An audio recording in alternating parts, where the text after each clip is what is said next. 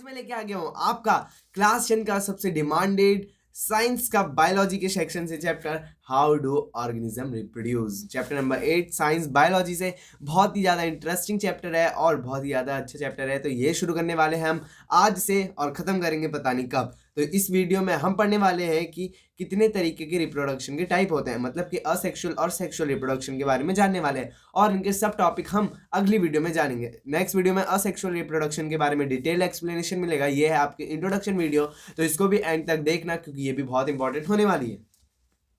तो सबसे पहले देखते हैं कि रिप्रोडक्शन क्या होता है। रिप्रोडक्शन इज देखो, अगर चैप्टर का नाम पूछोगे ना हाउ डू ऑर्गेनिज्म रिप्रोड्यूस, तो ये खुद में ही क्वेश्चन है कि ऑर्गेनिज्म रिप्रोड्यूस कैसे होते हैं। ठीक है, तो ये क्वेश्चन का हमें जवाब देना है जब हमारा ये चैप्टर खत्म हो जाएगा। ठीक है, तो सबसे पहले हम देखते हैं कि रिप्रोडक्शन होता क्या है। Reproduction is the process by which living organism produce new individual similar to themselves.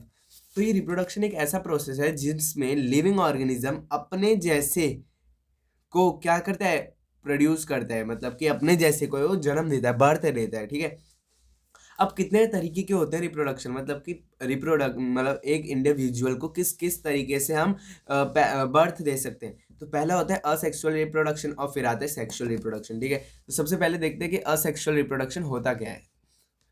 तो asexual reproduction, a single individual give rise to new individual. तो ये एक ऐसा प्रोसेस है जिसमें सिर्फ एक ही हमारा पेरेंट होता है, मतलब कि एक ही पेरेंट बच्चे भी पैदा करेगा और सब कुछ वही करेगा, मतलब कि इसमें दो पेरेंट नहीं, सिर्फ एक की जरूरत होती है। तो ये ज़्यादातर आपके प्लांट्स में देखने को मिलेगा या माइक्रो ऑर्गेनिज्म में देखने को मिलेगा। ठीक है, जो न्यू इंडिविजुअल को जन्म देते हैं सिर्फ एक ऐसा पेरेंट, अ सिंगल इंडिविजुअल। ठीक है, इसमें गैमेट फॉर्म नहीं होते। गैमेट फॉर्म कब होते हैं, जब दो पेरेंट होते हैं, अलग अलग गैमेट जब आते हैं तो गैमेट फॉर्म होता है।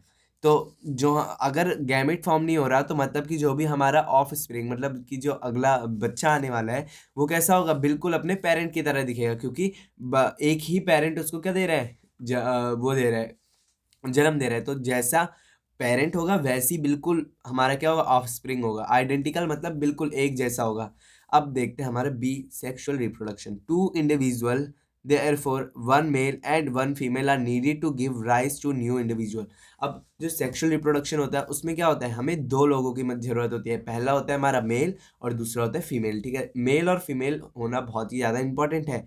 आर नीडेड, बिल्कुल ज़रूरत है एक नए इंडिविजुअल को प्रोड्यूस करने के लिए। ठीक है, गैमेट आर फॉर्म, अब दो है तो एक का गैमेट आएगा, दूसरे का गैमेट, मतलब एक का जर्म सेल आएगा, दूसरे का जर्म सेल आएगा, तो हमारा क्या बनेगा, गैमेट बनेगा। ये सब हम आगे डिस्कस करेंगे तो आपको ज़्यादा अच्छी तरह समझ आएगा।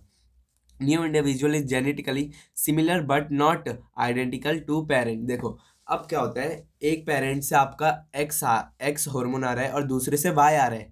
ठीक है, अब ये जो है एक्स और वाई पेरेंट्स से तो मिलते हैं क्योंकि एक्स वाला मम्मी से मिल रहा है, वाई वाला पापा से मिल रहा है, लेकिन ये सिर्फ जेनेटिकली सिमिलर होते हैं। आइडेंटिकल मतलब फिजिकल अपीयरेंस इनका बिल्कुल अलग होता है। अब हम देखेंगे तो हम क्या अपने मम्मी पापा की बिल्कुल फोटोकॉपी जेरोक्स कॉपी नहीं ना, हमारे में थोड़ी बहुत वेरिएशन आती है। वेरिएशन आती है, ये भी बहुत इंपॉर्टेंट है, ये भी मैं आपको बताऊंगा क्यों इंपॉर्टेंट है। ठीक है, तो अब देखो ये लिखा है it is useful to generate more variation in species. अब ये जो मतलब आइडेंटिकल पेरेंट के जैसे बिल्कुल हम नहीं होते, हमारे में थोड़ी वेरिएशन होती है, पर थोड़ी चीज़ें हमारी जैसे कि आँख मम्मी पे गई है, नाक पापा पे गई है, ऐसे होता है। ठीक है, तो सब कुछ बिल्कुल एक जैसे मम्मी पापा की नहीं होते, पर थोड़ी थोड़ी कोई कोई चीज़ें होती है। अब यही बहुत इंपॉर्टेंट है कि हर स्पीशीज़ में वेरिएशन होनी ही चाहिए। असेक्सुअल रिप्रोडक्शन में वेरिएशन नहीं होती, लेकिन इसमें वेरिएशन होती है। वेरिएशन मतलब हम अपने मम्मी पापा से बिल्कुल अलग दिखते हैं। ठीक है, आप भी होते हैं तो आप भी अलग दिखते हैं अपनी मम्मी पापा से, आप बिल्कुल सेम तो नहीं है ना।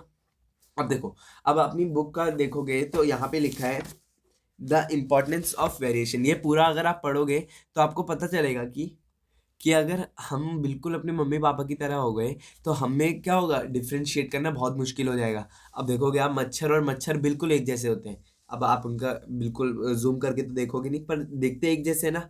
अब अपने पापा को ले लो और आप ले लो तो वो आप बिल्कुल एक जैसे हो नहीं, वेरिएशन है। तभी तो मैं आपको डिफाइन करूंगा कि हाँ आप मेरे स्टूडेंट हो, ये आपके पापा है। ठीक है, तो ऐसे हम क्या कर सकते हैं, डिफ्रेंशिएट करना ईजी होता है अगर हमारे में वेरिएशन होगी। अब more variation in sexual reproduction and less variation in asexual reproduction. More मतलब सेक्सुअली जो भी प्रोड्यूस होगा ऑफ स्प्रिंग उसमें ज़्यादा वेरिएशन देखने को मिलेगी बल्कि उसमें कम मिलेगी जिसमें सिर्फ एक पेरेंट इन्वॉल्व हो रहा है, मतलब असेक्सुअल रिप्रोडक्शन, ठीक है। तो यहाँ पे ये वाला चैप्टर पूरा, मतलब जो ये वाले चैप्टर का टॉपिक है इंट्रोडक्शन वाला, ये खत्म होता है। नेक्स्ट वीडियो से हम पढ़ेंगे कि mode of reproduction use by single organism, मतलब असेक्सुअल रिप्रोडक्शन का हम पूरा डिटेल में पढ़ने वाले हैं। तो नेक्स्ट वीडियो के लिए चैनल को सब्सक्राइब कर लो, वीडियो को लाइक कर दो। नेक्स्ट वीडियो में मिलेंगे, तब तक take care of your and family, bye bye.